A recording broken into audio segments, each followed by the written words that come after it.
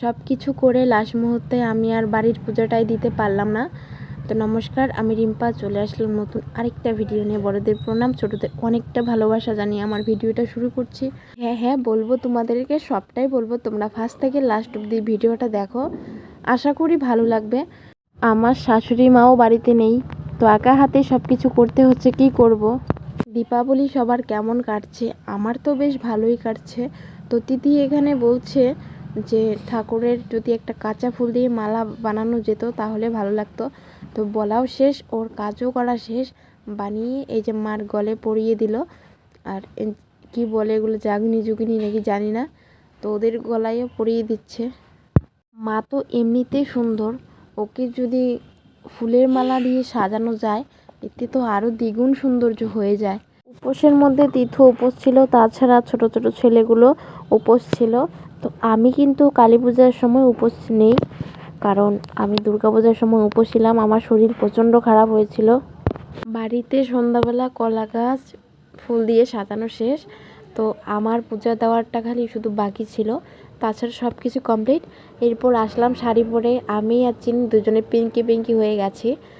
তো মন্দিরে আসলাম, এদিকে দেখি বসে আছে দুই মূর্তি। তো কী যে টেনশন করছে ভগবান জানে। মন্দিরটা শুধু দেখো, চেয়ে থাকার মতো। তো বড়রা যখন পুজো করছিল তখন কিন্তু এত সুন্দর আইটেম করে নাই, তো ছোটরা এসে দেখো দেখিয়ে দিল যে দেখ আমরাও করতে পারি। তো মন্দিরের ভিতরে গেলে ভালো লাগে। আর সব কিছু কমপ্লিট হয়ে গেছে, অপেক্ষা করছে যে ব্রাহ্মণ কখন আসবে। তো ব্রাহ্মণের আরেকটা পূজা আছে, ওই পূজা সেরে তারপর আসবে এইখানে। ব্রাহ্মণ আস্তে আস্তে বেজে গেছে সন্ধ্যা 5টা। তো অন্য বছর কিন্তু রাত্রিবেলা 12টার দিকে পূজা হয়, এই বছর তাড়াতাড়ি পূজা হবে। আমি ওইখানে বসে থাকতে থাকতে ব্রাহ্মণ ঢুকে গেছে। তো তিথি এখানে সব কিছু রেডি করে দিচ্ছে, আর আমার মেয়ে তো আমার পিছুই ছাড়ছে না।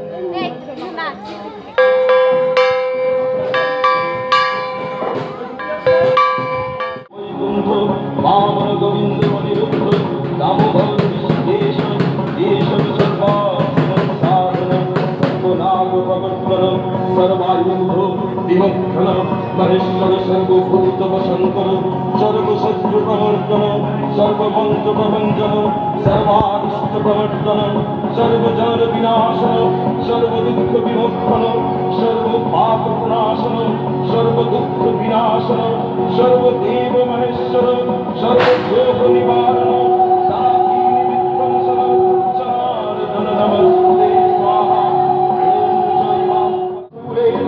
संग्रामे कुसंकुले अग्निचौरभये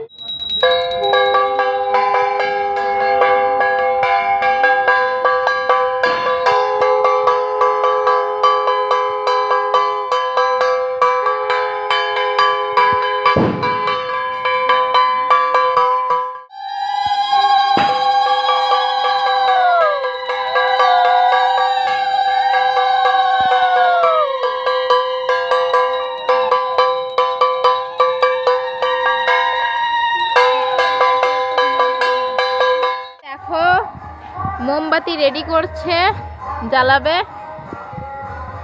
কেমন লাগে মহিলাদের কাজ করতে? হ্যাঁ, খুব ভালো। সেই তো শাশুড়ি মা নেই বাড়িতে, তো একা হাতে আমি সব কিছু করতে পারবো না বলে আমার সাথে হেল্প করছে। তো এটা আমাদের হলো মানে কলাতলা, দেখাচ্ছি তোমাকে তারা ভালো করে। এই দেখো, অন্ধকারের মধ্যে কিছুই তেমন একটা বোঝা যাচ্ছে না।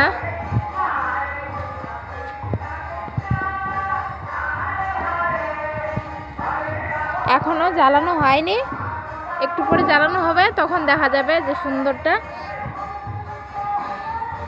এটা কিন্তু খেজুর পাতা, খেজুর পাতা না, খেজুর পাতার মধ্যে দেখো ফুল দেওয়া হয়েছে কাটার মধ্যে।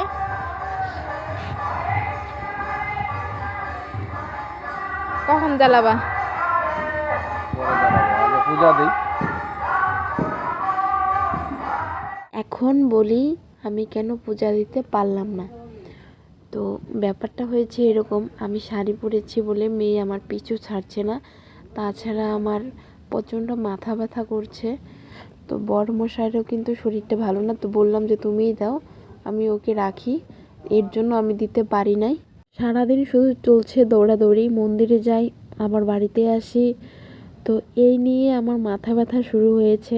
আর মাও বাড়িতে নেই, চলে গেছে আমার জায়ের বাবার বাড়িতে, ওইখানেও কালী পূজা হচ্ছে। আমার ছেলেও চলে গেছে, নইলে তো আমার ছেলের সঙ্গে থাকতো। প্রচণ্ড মাথা ব্যথা, মনে হচ্ছে জ্বর আজকে চলে আসবে। এবার একে একে সবগুলো মোমবাতি জ্বালিয়ে দেবে। আর এইখানে পূজার কাজটা সম্পূর্ণ করলো, এবার প্রণাম করে নিচ্ছে। এবার ওর তো কাজ শেষ হয়ে গেছে, আমি যাব মন্দিরে, প্রসাদ বিতরণ করছে ওইখানে যাব। তো দেখো খিচুড়ি, আমাদের এখানে মন্দিরে যে যেভাবে রান্না করুক না কেন, খিচুড়ি কিন্তু টেস্ট হয়। তো একবার খেলে দ্বিতীয়বার খেতে চাইবেই। মন্দিরে এসেই আগে প্রসাদ নিয়ে নিলাম, এখন প্রসাদ খাচ্ছি। তো ভিডিওটা এখানে শেষ করছি, দেখা হচ্ছে নতুন কোনো ভিডিওতে। ততক্ষণে ভালো থাকবে, সুস্থ থাকবে, বাই বাই।